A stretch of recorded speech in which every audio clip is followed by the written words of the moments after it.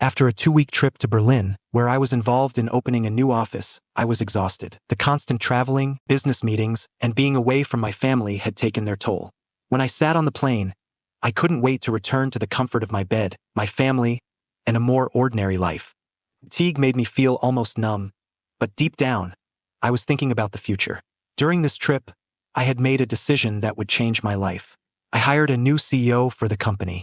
The idea was that I would reduce my travels. I wanted to spend more time at home, with my wife Emma and our 2 daughters. I was tired of endless business trips and empty hotel rooms.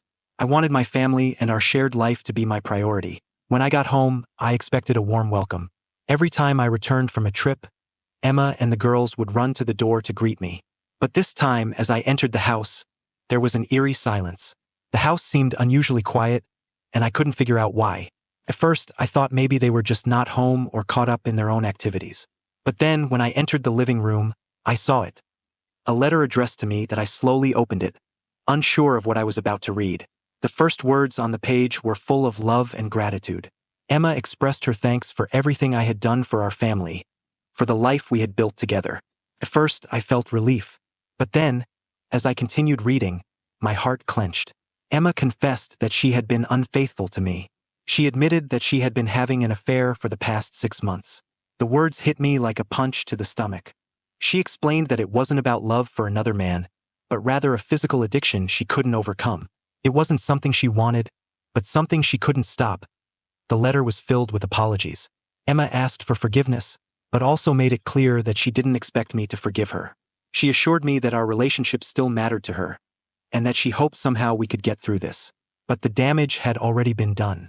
The trust that had been shattered could not simply be restored. That I stood there, staring at the letter, trying to comprehend what I had just read. It didn't make sense. How could Emma, the woman I married, the woman I trusted, do this? How could she betray me? Feelings of disbelief, anger, and pain surged through me all at once. I didn't know what to do.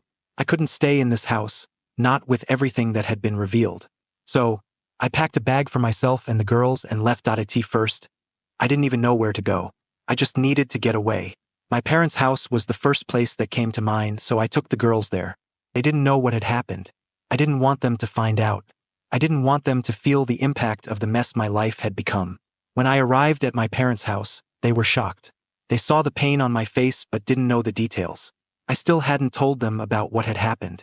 All I could say was that Emma and I were going through a tough time. Over the next few days, I tried to figure out what to do next.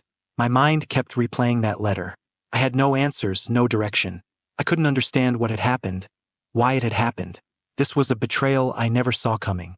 I had been so focused on doing everything right, on keeping the family together, that I hadn't seen the cracks forming behind the scenes. I decided to take the girls to Paris for a few days to escape everything, to give myself time to think. The trip was blurry. We walked around, but I couldn't enjoy the sights. I was consumed by the reality that everything had changed. Emma and I were no longer the couple we once were. I wasn't sure if we would ever go back to what we had. When I returned, I decided to consult with a lawyer. The divorce became inevitable. I knew it wouldn't be easy, but it was necessary.